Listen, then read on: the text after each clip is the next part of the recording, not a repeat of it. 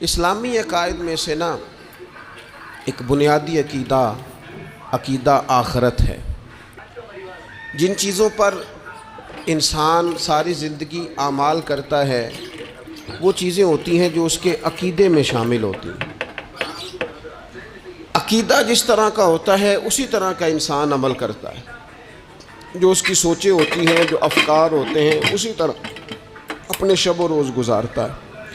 جن لوگوں کا عقیدہ آخرت مضبوط ہوتا ہے نا کہ ہم نے اللہ کی بارگاہ میں کھڑے ہونا ہے، ہم نے اس کی بارگاہ میں جا کے اپنے اعمال کا حساب دینا ہے، عقیدہ آخرت مضبوط ہو تو لازمی طور پر اعمال سنور جاتے ہیں۔ انسان جواب دہی کے تصور کے ساتھ اپنے معاملات زندگی کو بار بار صحیح کرنے کی کوشش کرتا ہے۔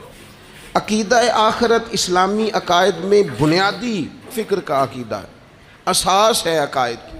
اگر کسی شخص کا یہ خیال ہو جائے کہ میں بس یہی زندگی ہے، کھا لو پی لو موج کرو، تو ظاہر ہے وہ فنا کا نام جب رکھ لے گا زندگی کو اور وہ دوبارہ اٹھنے کا قائل ہی نہیں ہوگا تو وہ تو کسی قانون کا پابند ہی نہیں رہے گا، وہ تو کسی چیز کی پابندی نہیں کرے گا، کسی چیز سے پرہیز نہیں کرے گا، من چاہی زندگی گزارے گا۔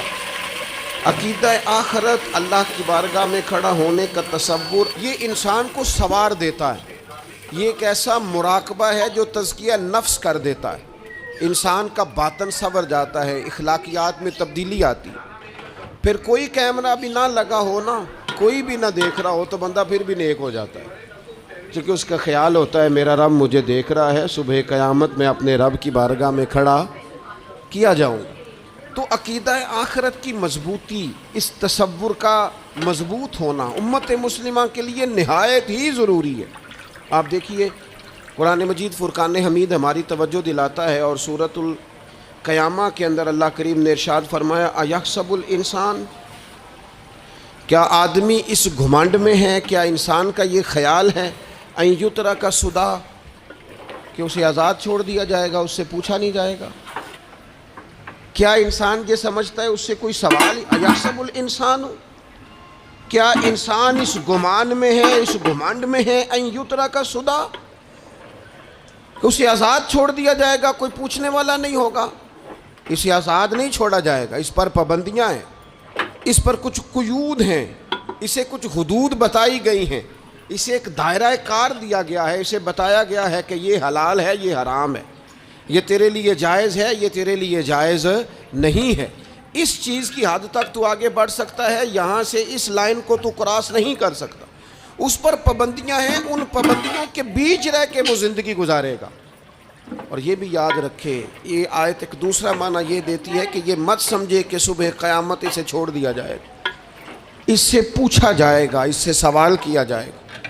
اللہ کی بارگاہ میں جب یہ کھڑا ہوگا تو اسے اپنے اعمال کا حساب دینا ہوگا۔ لازمی طور پر ایک عدالت صبح قیامت لگے گی، جس عدالت میں مجرم پیش ہوں گے، انہیں اپنے جرموں کا حساب دینا ہے، ظالموں کو کھڑا کیا جائے گا، ان سے ان کے ظلم کے بارے میں باز پرس ہو۔ تو لازمی طور پر عقیدہ آخرت کی مضبوطی انسان کو مضبوط کرتی ہے، اس کے اعمال پر پیرے بیٹھ جاتے ہیں، وہ پھونک پھونک کر قدم رکھتا ہے، سوچ کر جملے بولتا ہے، وہ کوئی بھی معاملہ کرتا ہے تو اس میں اس کا خیال ہوتا ہے کہ میں نے دنیا سے چلے جانا ہے، میرے پاس پتہ نہیں کتنا وقت بچا ہے، لہٰذا مجھے آخرت میں پیش ہونا ہے اپنے معاملات کی آسانی کے لیے، وہاں کی آسانی کے لیے میں یہاں تھوڑا سوچ سمجھ کے چلوں۔